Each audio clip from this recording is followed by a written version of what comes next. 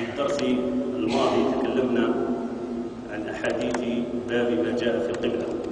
تكلمنا عن حديث سعيد بن المسيب أن النبي صلى الله عليه وسلم صلى إلى المدينة بعد الهجرة، بعد أن قدم المدينة 16 شهرا نحو بيت المقدس، ثم حولت القبلة قبل بدر بشهرين. ثم تكلمنا عن حديث عمر بن الخطاب رضي الله عنه الذي قال فيه: ما بين المشرق والمغرب قبلة إذا توجه قبل البيت. قلنا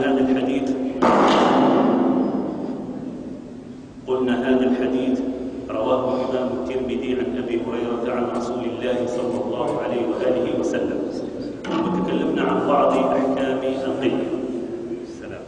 نكمل أحكام القبلة ثم ننتقل إلى باب جديد إن شاء الله تعالى. قلنا بأن العلماء أجمعوا أن هذا من المعلوم من دين الإسلام بالضرورة أن الصلاة لا تصلى إلا بالتوجه إلى القبلة، وأن التوجه إلى القبلة شرط في صحة الصلاة. وقلنا يستثنى من ذلك النوافل فقط، حيث كان النبي صلى الله عليه وسلم يصلي النوافل في السفر على دابته. وقلنا كذلك أن العلماء أجمعوا واتفقوا على أن الذي يصلي وهو يرى الكعبة يعاين الكعبة فهذا يجب عليه أن يتوجه إليها، إلى علمها، إلى البناء المشرف، وأنه إذا صلى إلى غيرها وانحرف عنها ذات اليمين أو ذات الشمال فإن صلاته باطلة. المسائل الأخرى التي نكملها اليوم كذلك أجمع العلماء على أن من كان بعيدا عن القبلة لا يراها وليست أمام عينيه أن هذا يتوجه إليها بحسب القدرة والطاقة، سنبين ذلك. لكن الشيء الذي تكلم عليه العلماء هو في مسألة إنسان يذهب إلى مكان لا يعرف القبلة أين هي، لا يعرف القبلة أين هي، فهذا يلزمه الاجتهاد في معرفة أين هي القبلة. أسهل طريقة هي أن يسأل من حضره من المسلمين، قال إلى أين القبلة، هذه أسهل. ولكن هناك طرق أخرى إذا كان يعرفها الإنسان يمكن أن يعتمد عليها.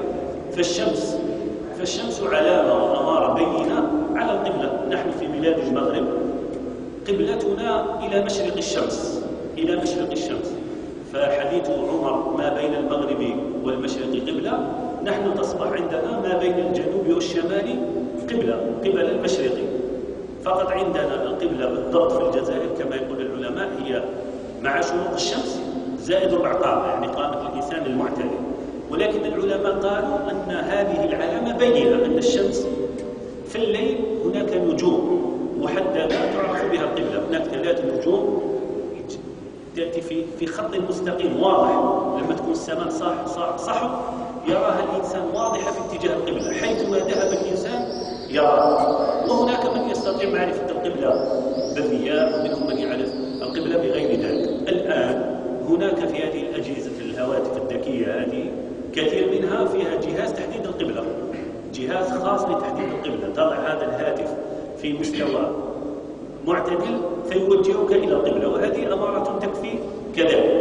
كذلك تعرف القبلة بمساجد المسلمين. إذا كانت هناك كنت حاضر مسجد المسلمين، فالمسجد إذا كان مقبل وكان فيه محراب، والمحراب قديما كانت بعض المساجد لا تصنع محرابا مثل هذا، وإنما كانوا يصنعون عمود ويضعونه في مقدمة المسجد للدلالة على القبلة، ثم بدأوا يصنعون هذه المحاريب للدلالة على القبلة، فهذا كذلك يكفي. الآن إذا صلى الإنسان في مكان لا يعرف فيه القبلة من غير اجتهاد ولا تحري ولا طلب للقبلة، وهذا يحدث في بلاد المسلمين وفي غير بلاد المسلمين. ففي غير بلاد المسلمين قد يسافر الإنسان إلى أماكن ولا يعرف فيها القبلة، ولا يحضر هناك من المسلمين من يبين له القبلة. قد يحدث حتى هنا، قد حدث لنا كثيرا هذا، خاصة في المناطق النائية التي ليس فيها مساجد. قد يصل وقت الصلاة فيحتاج الإنسان للصلاة. فهنا إذا صلى الإنسان من غير تحري ومن غير اجتهاد ومن غير بحث، ثم بعد ذلك تبين له بأنه استدبر القبلة وأنه لم يصلي، صلى عكس القبلة، فقد اتفق الفقهاء على أنه يجب عليه أن يعيد الصلاة، لأن هذه الصلاة صلاة باطلة. قال فإن كان انحرف عنها ذات اليمين أو ذات الشمال فصلاته صحيحة. أما إذا استدبرها قبل خلاها وراء وصلى، هنا صلاته تعاد لأنها تعتبر باطلة، وهذه تحدث. وأسئلة كثير من الناس يسألون عن هذا.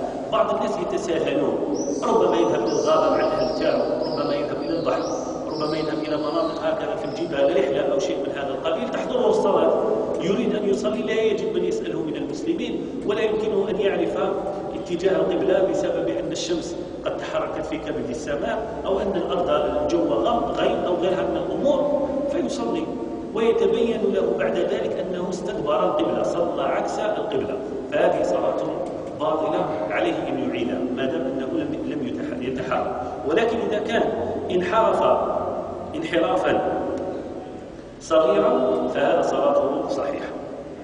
أما من غابت عنه القبلة فاجتهد في طلبها، حاول أن يعرف أين هي القبلة، إما بالنظر إلى الشمس أو النظر إلى النجوم، أو حاول أن يعرفها ببعض الأمور الأخرى، ثم صلى، ولكنه بعد ذلك تبين له بأنه أخطأ.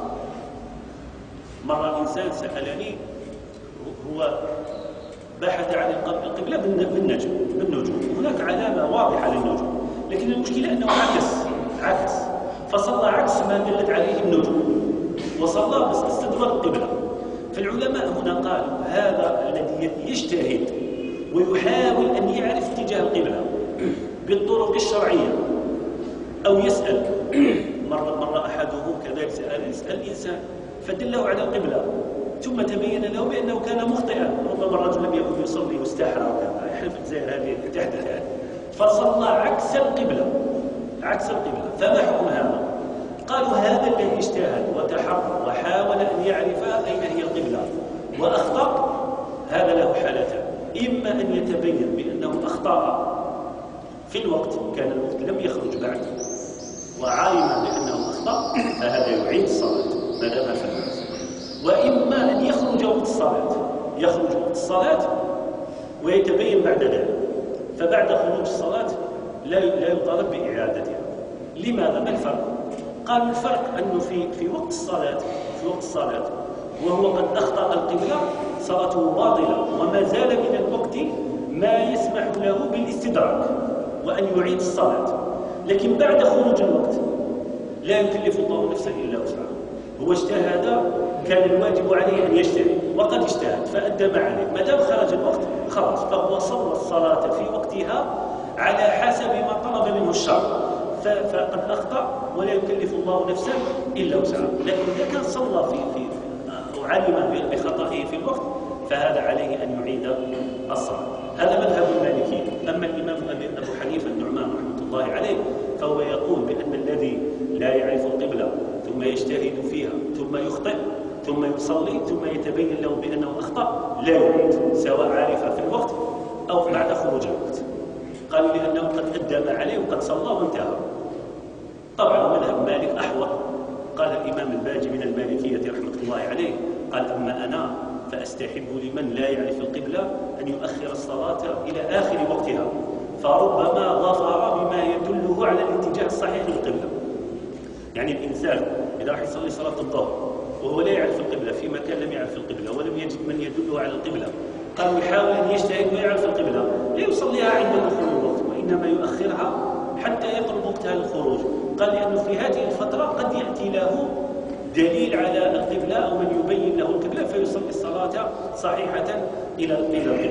فهذا هو الحكم في من غابت عنه القبلة. طبعا هذا الذي يجتهد أو يدل على القبلة أو يستعمل وسيلة لمعرفة القبلة ويخطئ فيها، هذا الحكم الإعادة هو في استدبار القبلة. لابد أن ننتبه إلى هذا. القبلة إذا استدبرت الصلاة تعاد. أما إذا صلى الإنسان وانحرف قليلا غير قاصد ولا عامد لذلك الاحترام الانحراف فهذا صلاته لا تبطل باتفاق، لأنه صلى باتجاه القبلة، ربما يكون قد انحرف قليلا، ذلك الانحراف لا يضر. ختام كلام عن القبلة قبل أن ننتقل إلى باب آخر، وهو أن الحكمة في التوجه إلى القبلة. يقول الإمام ابن العربي المالكي رحمة الله عليه، يقول: سؤال ربما سأله كل إنسان مسلم على نفسه: لماذا نتوجه في صلاتنا إلى القبلة؟ مع أنه لا بد أن ننتبه إلى أن العبادة مبنية في كثير من جوانبها على التعبد. ما معنى التعبد؟ التعبد معناها أن هذه الأمور لا يمكننا أن ندرك الحكمة التفصيلية منها، فهناك أمور في الشريعة واضح الحكمة منها، فالله عز وجل لما يحرم الخمر أو يحرم السرقة أو يحرم هذه الأمور أو يحرم الغش في البيع أو يحرم هذه الأمور، هذا أمر واضح. أي إنسان عاقل عنده فطرة سليمة فهو يعرف بأن هذه الأمور هي موافقة للفطرة السليمة وللأخلاق القويمة، والحكمة منها واضحة، وهي حفظ أموال الناس وحفظ أعراضهم وحفظ دمائهم وحياتهم. لكن لماذا الظهر 4 ركعات؟ لماذا العصر 4 ركعات؟ لماذا الصبح 2 ركعات؟ هذه أمور تعبدية غير معقولة المعنى، لا يمكن للإنسان أن يفهم الحكمة الدقيقة منها.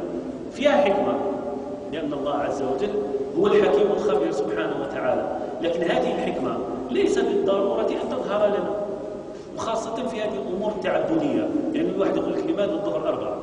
يقول له: طيب ماذا تقترح؟ يقول لك: ديروها 3. يقول له: طيب على 3؟ نفس السؤال يطرح. فقال العلماء: إذا كانت كل الاحتمالات، كل احتمال يطرح نفس السؤال يسقط الاحتمال. إذا كان كل احتمال يطرح نفس السؤال فقد سقط الاحتمال. يعني إذا قلت لي 4 قلت: طيب ماذا؟ قلت 3. طيب لماذا 3؟ يقول لي: يا خلاص 2. يقول له: عليه 2. يقول لي: 1. يقول له: عليه 1. يقول لي: 1000. يقول له: عليه 1000. فيقول العلماء: إذا كان السؤال نفس السؤال، كل احتمال يطرح نفس السؤال يسقط هذا الاحتمال. فنفوض الحكمة لله عز وجل. طبعا الله عز وجل له حكمة في ذلك. فالقبلة ذكر بعض العلماء بعض المعاني، فقالوا: إن التوجه إليها لفضلها وشرفها، فهي بيت الله عز وجل وأول بيت وضع في الأرض. فقالوا: ما دام أنها أول بيت وضع في الأرض فهي الأولى بالتوجه إليها. قالوا: خاصة أن لها خصيصة لا يشاركها فيه إلا ربما 2 مسجدين أو 3، أن الله هو الذي اختار موضعها. المساجد الأخرى، هذه المساجد كلها بنيت باختيار الناس. هذا المسجد الناس الذين بدأوا بنايته جزاهم الله كل خير هم الذين اختاروا هذا الأرض، ثم مع الاتفاق مع مصالح البلدية قرروا هذه القطعة. لكن بيت الله الحرام، ثم المسجد النبوي، ثم المسجد الأقصى، ثم مسجد طور سينين الذي سيبنى كما جاء في حديث النبي صلى الله عليه وسلم، هذه الله عز وجل هو التي اختار أماكنها. الله عز وجل اختار أماكنها. قال: والحكمة فيها بالنسبة للمصلي أنها تساعد هذا الإنسان على جمع نفسه على الصلاة، لأنه لو ترك الإنسان ينظر إلى أي اتجاه أو يصلي إلى أي اتجاه لما ساعده هذا على الخشوع وحضور القلب. والصلاة إنما شرعت لذكر الله عز وجل بحضور القلب. الصلاة إنما شرعت لذكر الله عز وجل بحضور القلب. فتحديد جهة معينة معظمة مقدسة هذه توفر همة الإنسان على الخشوع وعلى الانتباه في الصلاة. أما لو ترك الإنسان يصلي إلى حيث شاء فهذا قد يجعل صلاته تتشوش، مع أن الله عز وجل يقول: فأينما تولوا فثم وجه الله. هذه فيما يتعلق بأحكام القبلة أو مجمل أحكام القبلة. وما يثار في بعض المساجد كتنبيه هذا، هناك بعض المساجد القديمة في الجزائر ليست موجهة للقبلة بدقة. الآن المساجد الجديدة الحمد لله إخواننا المهندسين يستعملون آلات دقيقة فيستطيعون توجيه المسجد باتجاه صحيح. المساجد التي بنيت هي مساجد قديمة، هذه بناها أهلها بحسب اجتهادهم، ما دام أنها ليست منحرفة انحرافا شديدا عن القبلة، إنما هو انحراف صغير جدا، فهذا معفو عنه. بعض المساجد للأسف في الجزائر جماعة تصلي الجماعة بعد الجماعة حتى لا يصلوا باتجاه تلك القبلة التي فيها المسجد، والفرق بينهما فقط 5 سنتيمتر أو 6 سنتيمتر، مع أن الإمام يتقبل في محرابه، معناها خلاص الصلاة ما في مشكل. ولكن بعض الناس لما يأتون لتطبيق الأحكام الشرعية أو ربما حرصا منهم على تطبيق الأحكام الشرعية يخطئون في أن هذا الأمر البسيط الذي هو اجتهادي والذي العلماء يجيزونه، أن الحرص عليه والتشدد فيه قد يؤدي إلى خرم مقاصد الشريعة كلها من التآلف والوحدة والأخوة بين الناس في مسألة العلماء فرغوا منها، تكلموا عنها وفرغوا منها. فهذه الأمور لابد أن ندركها. الباب الموالي هو باب ما جاء في مسجد النبي صلى الله عليه وسلم. نسأل الله أن يرزقنا زيارة مسجد رسول الله صلى الله عليه وسلم. هذا الباب ذكر فيه الإمام مالك رحمه الله 3 أحاديث، وهما في الأصل حديثان فقط، سنأخذ واحدة منهم اليوم إن شاء الله. قال حدثني مالك عن زيد بن رباح وعبيد الله بن أبي عبد الله عن أبي عبيد الله سلمان الأغر عن أبي هريرة أن رسول الله صلى الله عليه وسلم قال: صلاة في مسجدي هذا خير من 1000 صلاة فيما سواه إلا المسجد الحرام.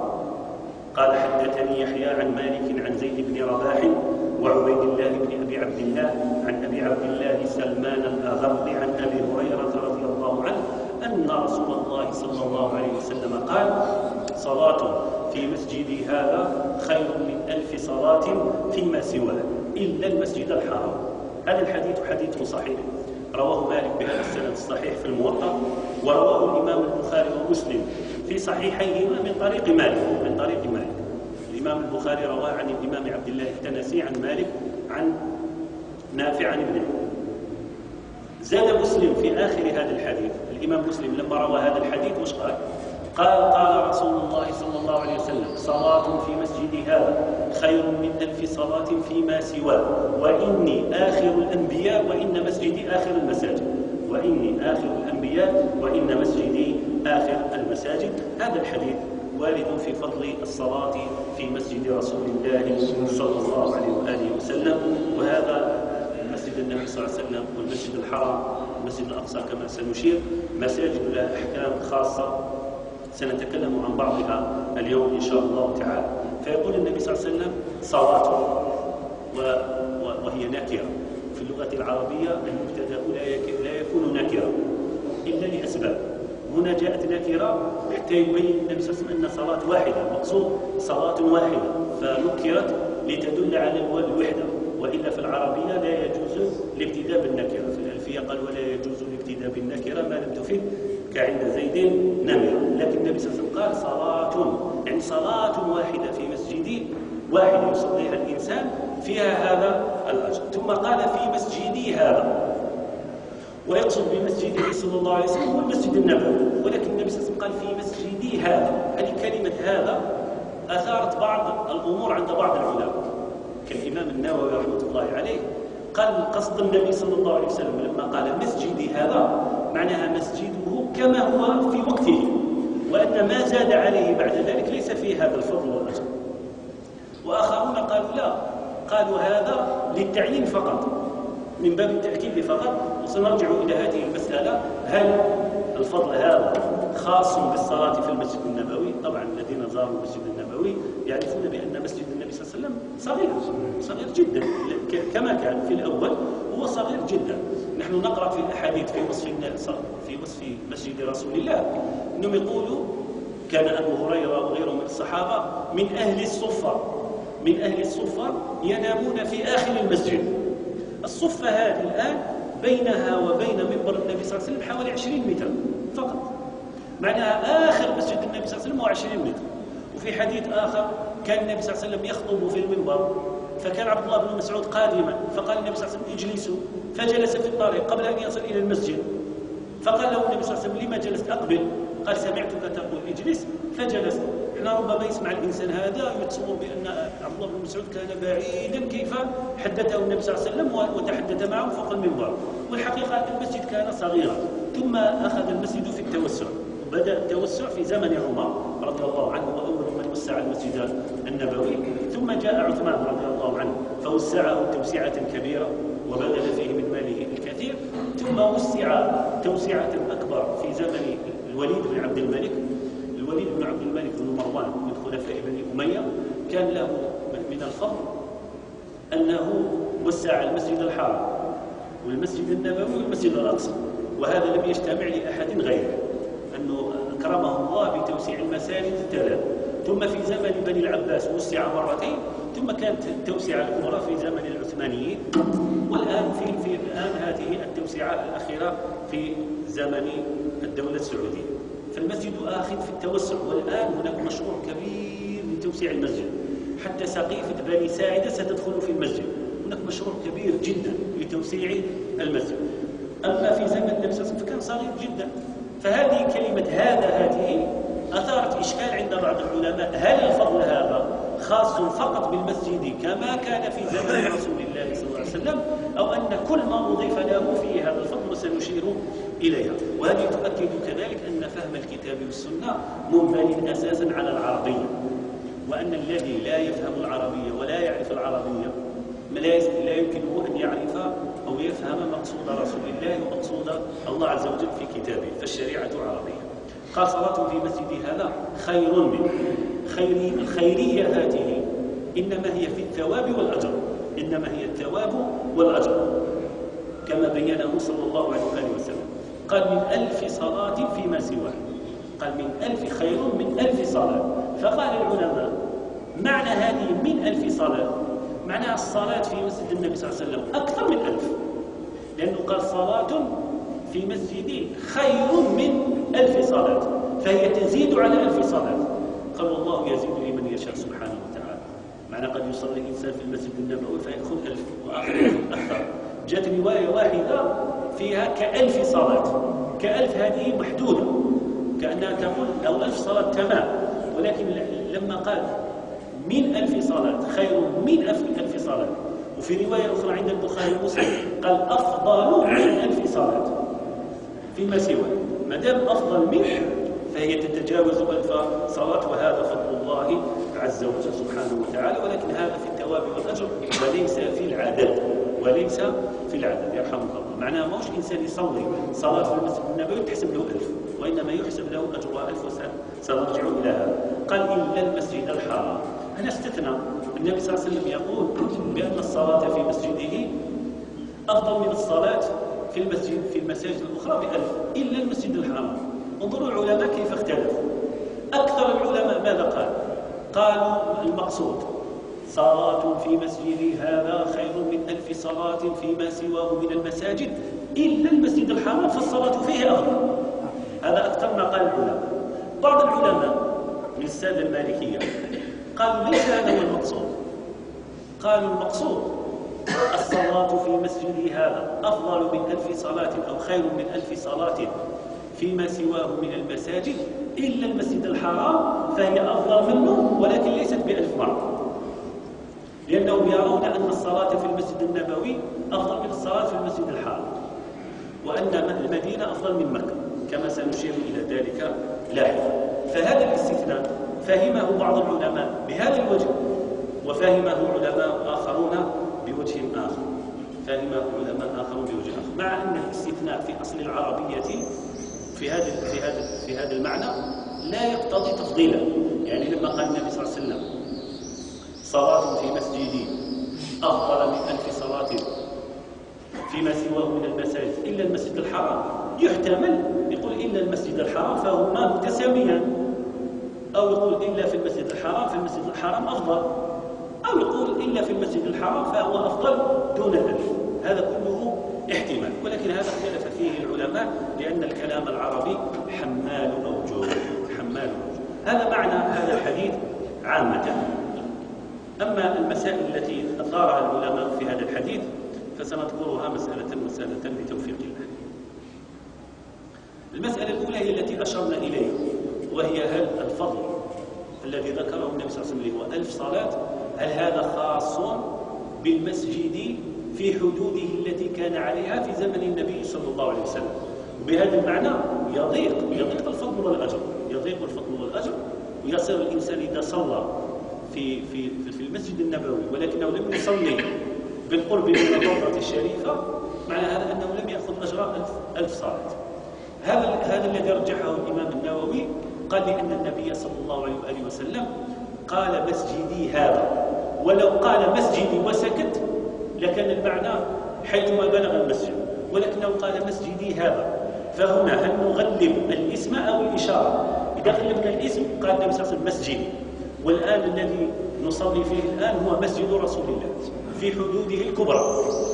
أو نغلب الإشارة، قال الإشارة معنى النبي صلى الله عليه وسلم حددهن، قال هذا بحدوده الآنية. هذا قاله الإمام النووي ورجحه وناظر من أجل ذلك، ولكن العلماء اعترضوا عليه وقالوا بأن الإشارة هنا نعم مقصودة من النبي صلى الله عليه وسلم، ولكن المقصود بها مش تحديد المسجد، وإنما إخراج غيره من المساجد، لأن هناك مساجد بناها النبي صلى الله عليه وسلم وهو أول من صلى فيها وتنسب إليه، فأراد النبي صلى الله عليه وسلم أن يبين أن هذا الفضل مقصور فقط على المسجد الذي دفن فيه، وليس مسجد قباء الذي بناه في طريقه إلى الهجرة، وليس مسجد عمرو بن عوف. مسجد عمرو بن عوف هذا هو أول مسجد صلى فيه النبي صلى الله عليه وسلم بني عمرو بن عوف، اسمه مسجد بني عمرو بن عوف، وهو الآن مبني في مكانه مسجد معروف في المدينة المنورة. هذا المسجد أول جمعة صليت في الإسلام صليت فيه النبي صلى الله عليه وسلم لما كان داخل المدينة، جاءت صلاة الجمعة قبل أن يصل إلى المدينة فصلاها في بني عمرو بن عوف من الأنصار، ثم بنوا مسجدا في ذلك المكان وكان يقال له مسجد رسول الله. ولكن الآن المسجد النبوي أو مسجد رسول الله صار علما على المسجد الذي دفن فيه صلى الله عليه وآله وسلم. فقالوا هذا الأمر إذن هذه الإشارة لإخراج تلك المساجد. قال ولولا ذلك لما استجاز الخلفاء الراشدون أن يزيدوا في المسجد. لو كان المقصود تلك البقعة الصغيرة التي كانت في زمن رسول الله هي المقصودة بالفضل فقط لكان الخلفاء الراشدون اكتفوا عليها واقتصروا عليها حتى لا يخطئ الناس ولا يضيع عليهم الفضل. ولكن الخلفاء الراشدين أضافوا إلى المسجد الكثير من الدور والأراضي التي كانت حولها، حتى أن عمر بن الخطاب رضي الله عنه لما وسع المسجد وهي أول توسعة، لما وسع المسجد قال له بعض الصحابة هل هذا مسجد رسول الله؟ يعني هل هذا من مسجد رسول الله؟ وكأن الصحابة هؤلاء قالوا له هل هذا يدخل في الأجر والفضل الذي لمسجد رسول الله؟ فقال عمر رضي الله عنه لو انتهى إلى الجبانة لكان مسجد رسول الله، لو انتهى إلى الجبانة لكان مسجد رسول الله. وفي رواية أخرى قال لو انتهى إلى ذي الحليفة. الجبانة مقبرة، الجبانة كلمة عربية فصحى التي نستعملها نفسها يعني المقبرة، وهو يقصد مقبرة البقيع. ومقبرة البقيع ما زالت الآن موجودة على اليسار من القبلة، وهي إلى الآن بعيدة عن المسجد بحوالي 30 متر، معنى أن المسجد رغم هذه التوسعة الكبيرة لم يصل بعد إلى مقبرة البقيع رضي الله عنه من دفن فيها. فقال عمر لو بلغ إلى الجبانة لكان الكل مسجد رسول الله. وفي رواية أخرى قال لو بلغ إلى ذي الحليفة. ذي الحليفة هي أبر علي، اللي اسمها الآن أبر علي، حيث يحرم المعتمر أو الحاج بدخوله إلى مكة من المدينة المنورة، هي بعيدة عن المسجد. وإنما قال عمر رضي الله عنه من باب المبالغة حتى يفهم بأن ما أضيف إلى المسجد أخذ حكمه، ما أضيف إلى المسجد أخذ حكمه. بل يقول العلماء أنه في حال الضيق وحال الزحام خاصة في المواسم في رمضان أو في الحج، أنه إذا الصفوف خرجت إلى خارج المسجد فالذي يصلي خارج المسجد يأخذ الأجر، وليس بالضرورة أن يصلي في البقعة. وإن كان إخواننا غفر الله لهم البعض يصلون في الفنادق، ويقول بأن الأجر في الفنادق كالأجر في المسجد. هذه مسألة سنشير إليها. المسألة التي أثارها كذلك هذا الحديث هو فضل الصلاة في المسجد الحرام، فضل الصلاة في المسجد الحرام. فجمهور العلماء كما قلت قالوا بأن الصلاة في المسجد الحرام أفضل من الصلاة في المسجد النبوي، إلا بعض المالكية قالوا الصلاة في مسجد المدينة في المسجد النبوي أفضل من الصلاة في المسجد الحرام. وقالوا بأن هذا الحديث معناه أن إلا المسجد الحرام لا يفضله المسجد النبوي ب1000 صلاة، وإنما يفضله بأقل من ذلك لما لمكة من فضل. ولكن هذا التأويل والفهم للحديث بعيد، خاصة أنه جاء في حديث صحيح عن جابر رضي الله عنه أن النبي صلى الله عليه وسلم قال: صلاة في مسجدي هذا أفضل من 1000 صلاة فيما سواه من المساجد، وصلاة في المسجد الحرام ب100,000 صلاة فيما سواه من المساجد. معنى هذا النص صريح من النبي صلى الله عليه وسلم بأن الصلاة في المسجد الحرام مضاعفة 100 مرة عن المسجد النبوي. فالمسجد النبوي الصلاة فيه أفضل 1000 مرة، والمسجد الحرام 100,000 مرة. بل جاء في حديث أبي الدرداء أن النبي صلى الله عليه وسلم قال: الصلاة في المسجد الحرام ب100,000 صلاة، والصلاة في مسجد المدينة ب1000 صلاة فيما سواه من المساجد، والصلاة في بيت المقدس ب500 صلاة فيما سواه. هذا الحديث رواه الإمام الطبراني، قال الهيثمي حسن، ورواه البزار وقال إسناده حسن. فهذه الأحاديث نص في أن المسجد الحرام الصلاة فيه مضاعفة الأجر 100,000 مرة، يعني أكثر من المسجد النبوي 1000 مرة. ما دام ورد هذا النص، الاحتمال الذي ذكره هؤلاء السادة من العلماء، هذا الاحتمال يسقط ويصير احتمالا بعيدا. لذلك قال عامة الفقهاء قالوا بأن الصلاة في المسجد النبوي لها فضل لا شك في ذلك، ولكنها لا تصل إلى فضل الصلاة في مكة.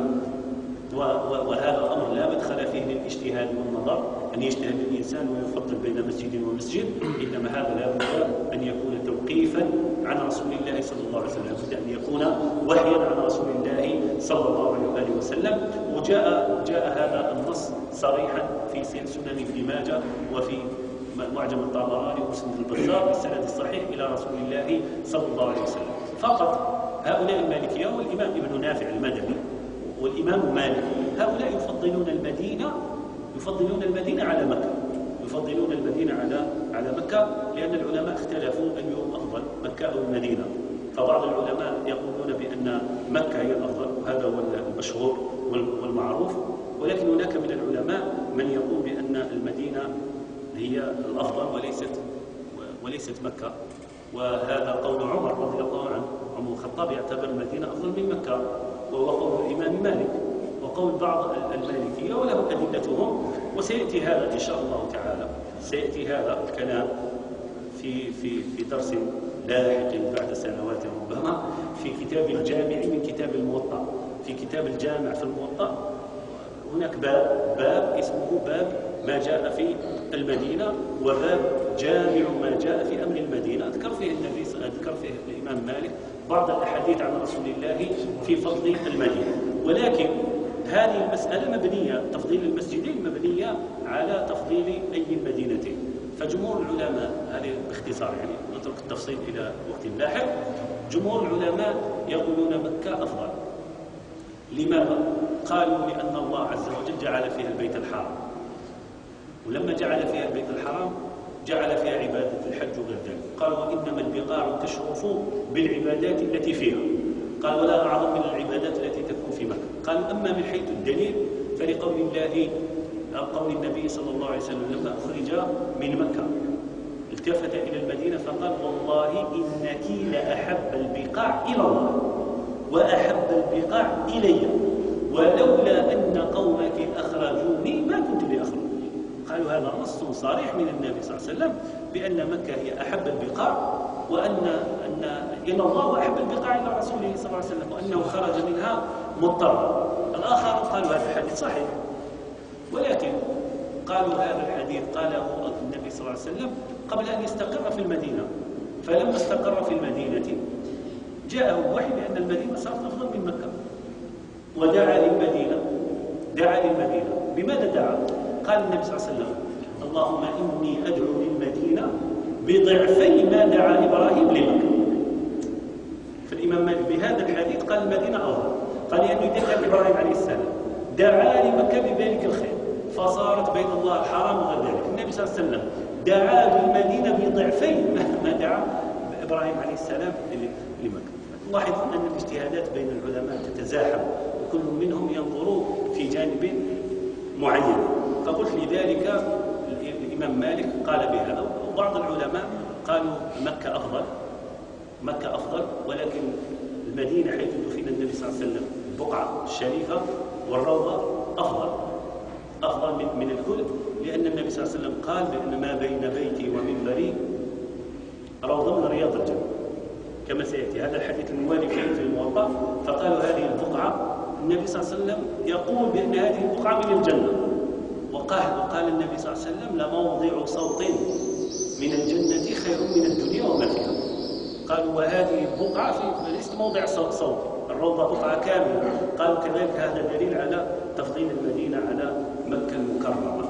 ولكن جمهور العلماء كما قلت يقولون بأن مكة أعظم وأشرف، وأن مكة هي أعظم البقاع وأحب البقاع إلى الله، كما قال النبي صلى الله عليه وآله وسلم: والله لأنت أحب البقاع إلى الله وأحب البقاع إلي، ولولا أن قومك أخرجوني ما كنت خرجت. فإذا جمهور العلماء يقولون مكة أفضل، ومالك وهو مذهب عمر وبعض الحنفية يقولون المدينة أفضل. هذه المسألة كذلك، هذا الحديث تكلم عن قضية 1000 صلاة، فقال العلماء المقصود بها الثواب والأجر. المقصود الثواب والأجر. أحد العلماء الإمام النقاش قال قول غريب، حسب الصلاة الواحدة التي تصلى ب1000 صلاة وقسمها على 5 صلوات في اليوم وحسب، فقال تأتي قرابة 5 سنوات أو كذا أشهر من صلاة. فقالوا هذا خطأ من القول، وهذا قول شاذ. فإذا كان الإنسان مطالب بقضاء صلوات، مثلا الإنسان ما صلاش عام وهو مطالب بقضاء صلوات كما هو مذهب جمهور العلماء، ما يروحش لمكة يصلي أو المدينة يصلي ويقول لك أنا صليت وتحسبت لي 100,000 صلاة. لا تعد. هذا حيلين هذوك الزمان. فالإمام النقاش حسبها هذا قول شاذ لم يقل به أحد إلا هو، ورده عليه العلماء. فهذه 1000 صلاة في الأجر لا في العد، في الثواب. ثوابها تأخذ ثواب كأنك صليت 1000 صلاة، ولكن في العد تحسب صلاة واحدة، فهي ليست لعدد الصلوات، إنما هي لثواب هذه الصلوات. الأمر الآخر الذي ذكره العلماء هو أن هذا الثواب الذي ذكره النبي صلى الله عليه وسلم لفضل الصلاة في المسجد النبوي، هذا بغض النظر عن مضاعفة صلاة الجماعة التي هي 27 درجة. قد سبق لنا في كتاب الجماعة أول باب من صلاة الجماعة، باب فضل صلاة الجماعة في الموطأ، قال النبي صلى الله عليه وسلم في حديث ابن عمر: صلاة الجماعة تفضل صلاة الفرد ب27 درجة. وقال النبي صلى الله عليه وسلم في حديث ابن شهاب عن سعيد بن المسيب عن أبي هريرة رضي الله عنه أن النبي صلى الله عليه وسلم قال: صلاة الجماعة أفضل من صلاة أحدكم وحده ب25 جزءا. ذكرنا هذين الحديثين وشرحناهما لما تكلمنا عن باب كتاب صلاة الجماعة. فقال العلماء هذا التضعيف هذا بغض النظر عن 27 درجة، فصلاة الجماعة فيها 27 درجة، ثم الصلاة في المسجد النبوي، الصلاة في المسجد النبوي ب1000 صلاة. قال الإمام ابن حجر رحمة الله عليه، قال: فهل 1000 صلاة هذه تلغي 27 درجة، أو أنها تضاعف 27 درجة 1000 مرة؟ قال: هذا محل بحث. ما معنى محل بحث؟ قال: هذا غير واضح، لأن الأحاديث معنى هذه المسألة أحاديث تقول بأن صلاة الجماعة تفضل صلاة الفرد ب27 درجة. طيب أنا ذهبت إلى المسجد النبوي، جيت وجدت الناس قد صليت وحدي، صليت الظهر وحدي، صليت في المسجد النبوي، فهي ب1000 صلاة. لو صليتها مع الجماعة هل هي 1000 صلاة أم هي صلاة جماعة مضاعفة 27,000 مرة؟ فقال: هذا محل بحث لا يمكن القطع به، لأن الحديث هذا وحده والحديث هذا وحده. الأجر لماذا قال محل بحث؟ لأن الأجر والثواب لا مدخل للاجتهاد فيه. ما نقدرش نجتهد ونقول لا ندخل هذه في هذه ونجمع هذه بهذه ونخرج هذا الأمر. قال: لأن النبي صلى الله عليه وسلم ينص على ذلك، فقال ب1000 صلاة ولم ينص عن فضل الجماعة هل يضاعف أم لا، وإنما تكلم عن الصلاة. فالعلم لله وحده. المسألة التي بعدها وبها نختم، قالوا: هل هذا خاص بالفرائض أو يشمل النوافل؟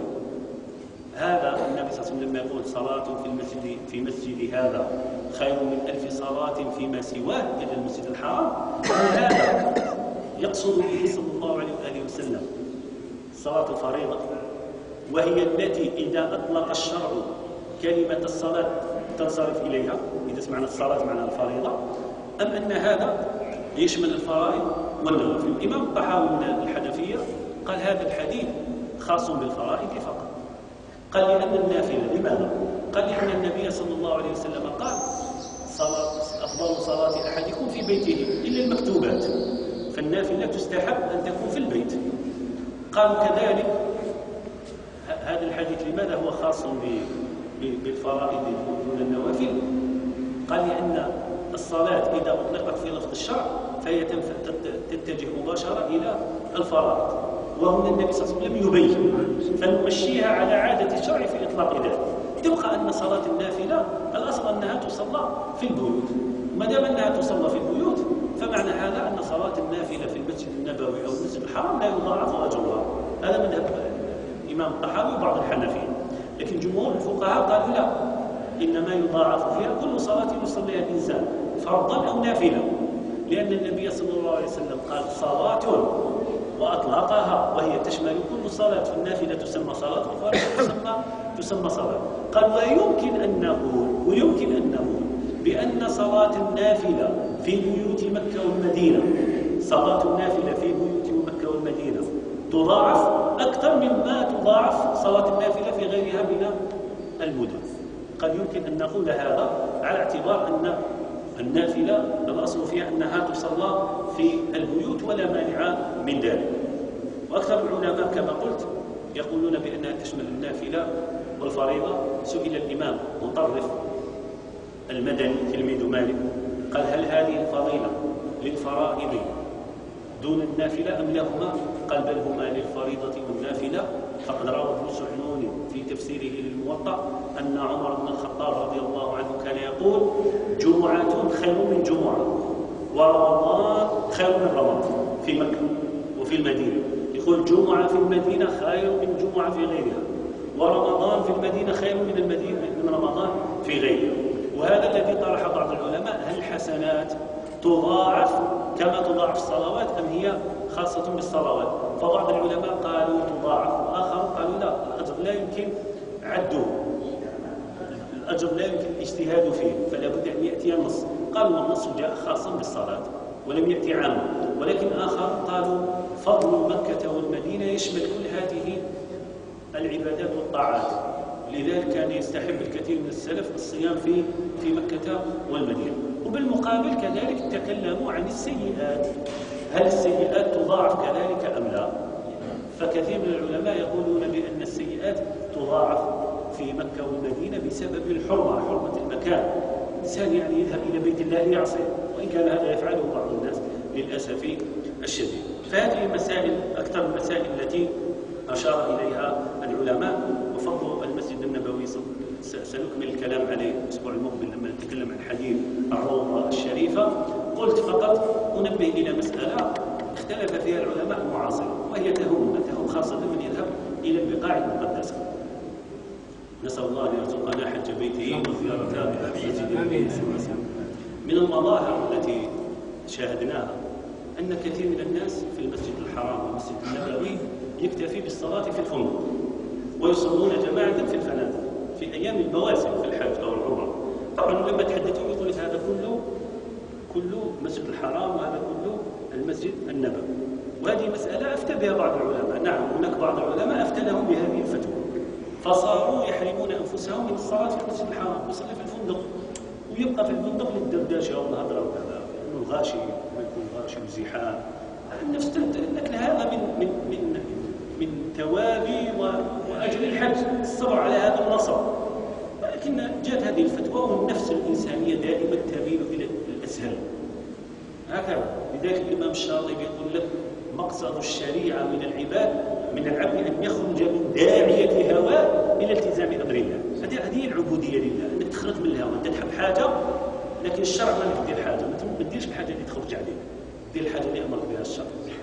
فبعض الكثير من الإخوة جاتهم هذه الفتوى سهلة، فوجدناهم يصلون جماعة في الغرف بتاع الفندق، والمسجد الحرام بعيد عليهم 500 متر 600 متر، ويقول لك هذه كلها أجر. قلت هذا قال به بعض العلماء، لكن ليس كل قول يقوله العلماء نأخذ به، لأن الصحيح الذي قرره العلماء أن المسجد الحرام والمسجد النبوي إذا امتلأوا في حال الزحام وامتدت الصفوف ففضلها وأجرها حيث امتد الصف. لماذا؟ لأن الله عز وجل قال فاتقوا الله ما استطعتم، لا يكلف الله نفسا إلا وسعها. المسجد النبوي يلفت 1.5 مليون، إذا كان أكثر من 1.5 مليون لازم يصلوا برا. هؤلاء الذين يصلوا خارج سور المسجد لهم أجر لأنه لا يوجد مكان حيث يصلوا.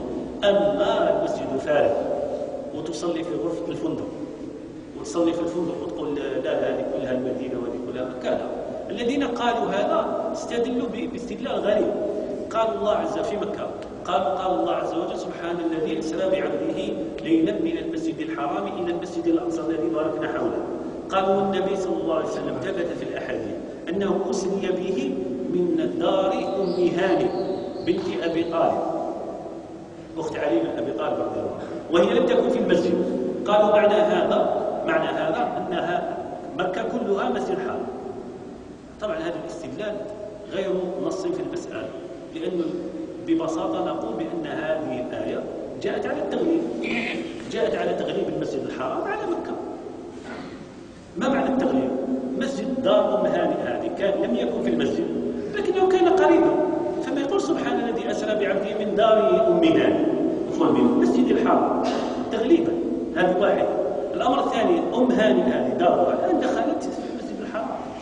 نحن نقرأ في السيرة أن النبي صلى الله عليه وسلم كان يختبئه أصحابه في دار الأرقم بن أبي الأرقم. قالوا وهي كانت دار متطرفة عند جبل الصفا. لما يقرأ الإنسان هذا يحسب بأن هذه الدار مثلا إحنا هنا في النعجة بلغ في بجارة، لكن لما يذهب إلى مكة يجد أن دار هذه التي كانوا يقولون بأنها متطرفة موجودة مع جبل الصفا، يعني بينها وبين المسجد بين الكعبة بينها وبين الكعبة حوالي 200 متر فقط. ولكن كانت الدور قليلة في مكة، كانت الدور قليلة، أكثرهم كانوا يسكنون في شعاب مكة، فكانت تظهر بأنها متطرفة لأنها لم يكن ثمة بنيان كما هو الآن. أما الآن فدار الأرقم راهي من المسجد خلاص، هي داخل المسجد، ليس في التوسعة الجديدة. في التوسعة القديمة كانت داخل المسجد رغم أنه في ذلك الوقت كانت تظهر بعيدة. فدار أم هاني هذه الآن هي في المسجد.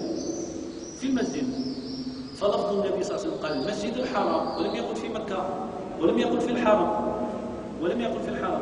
فينتبه الإنسان إلى هذا ولا يأخذ بهذه الفتاوى التي تتساهل ويحرص على الصلاة في المسجد الحرام، لأني أحسب أن الإنسان الذي ينتقل من الجزائر إلى المملكة تارك مشاغله إنما يذهب لهذا الفضل، وإلا في الصلاة في أي مسجد تقبل من عند الله عز وجل. نحن لهذا الفضل، فكيف نصل إلى الماء وننشر بدعاوى هذه الفتاوي التي اختلف فيها العلماء تسهيلا على أنفسنا واتباعا لأهوائنا؟ نسأل الله الهداية لنا ولإخواننا جميعا. إن أصبت فمن الله وحده.